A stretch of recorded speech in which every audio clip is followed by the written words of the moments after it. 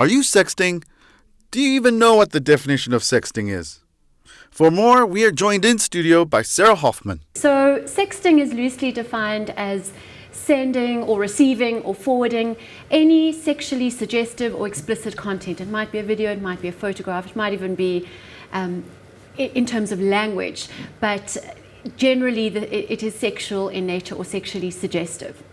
Now, what are the dangers associated with sexting in the office space, particularly for businesses and for individuals? In the digital age, the lines between professional and private are very, very blurry, and that I'd almost go so far as to say there is no such thing as private capacity in the digital age, and that's because it is so easy to associate your digital content with the company you work for, the names, the businesses you're associated with, and the minute that happens, it could have really serious reputational consequences for you and possibly for your company. Are we getting to a point where supervision is now required for employees? Well, it depends what you mean by supervision. I think certainly before we even begin working in a professional environment, we all need to be mindful of the fact that your digital CV, which is what we call, simply what happens when I Google your name, what happens when I put you into Google, what happens when I put your name into Instagram or any other social media platform, what am I going to find? And people need anyone in a professional industry or market, anyone applying for a job, anyone considering getting into business with someone else needs to understand that you will be Googled. And if it doesn't matter if your resume is exemplary, you've got an Ivy League education, whatever it says, if I find pictures of you lying drunk in the bar, racist posts, inappropriate sexist remarks, homophobic remarks, that's absolutely going to affect my decision as to whether or not I want to work with you and whether or not I want to go into business with you. Now, in terms of surveillance when it comes to employees in an organization, which is I think what you were getting at, it really depends on whether there are concerns for productivity and whether there's a real risk to the corporate image. Our big concern with sexting, well, there's two main concerns that we have around sexting in general. The first is the vulnerable nature of digital content. The minute something is in digital format, it becomes vulnerable.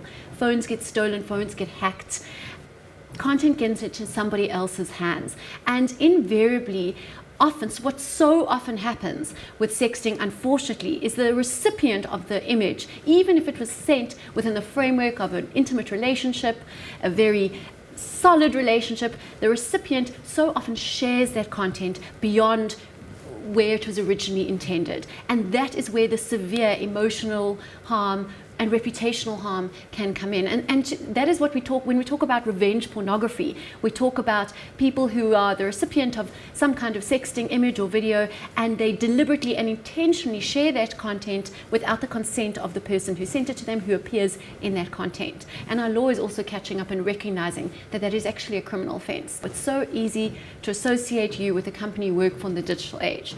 You might not list your company anywhere on LinkedIn. You might decide, I want to have my personal life and my professional life and keep them totally separate, but it's very, very easy in the digital age to connect the dots. Perhaps one of your colleagues has tagged you in your Christmas year-end function and you didn't know about it, and perhaps somebody else has tagged you in a team building event that you didn't know about, and all of a sudden we figured out who you are, we figured out where you are, and we know that we've got private content about you. And the number one area we see people putting pressure on others in order to hurt their reputation is to go after their businesses. Because we know that for a business, if your reputation is tarnished, there's serious consequences, and that there will be a reaction of some sorts.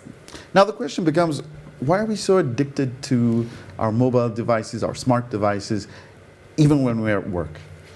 Well, I think we could be here for a few days talking about that. But there's a number of things. I think firstly, what we need to understand, we all need to recognize we are addicted.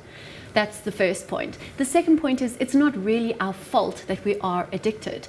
And we need to understand that the reason we're so addicted is that people the attention engineers who used to work for designing slot machines are now working for Facebook and Instagram and TikTok and the mobile phone companies themselves to make sure that we keep coming back for more and more and more. And what's more interesting is in this attention economy, the algorithms in place, especially in social media apps, are so advanced They know exactly what kind of content to put forward to us to pique our interests.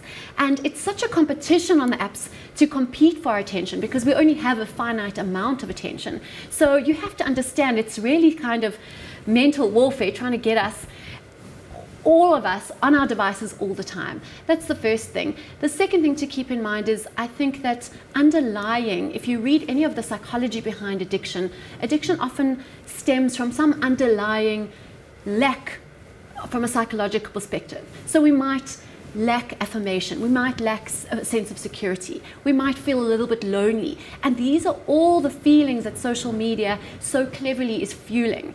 And for all these reasons, we are incredibly, incredibly addicted to our devices. Hey, I'm Dirk from Brown Circle and you're watching Joburg Today.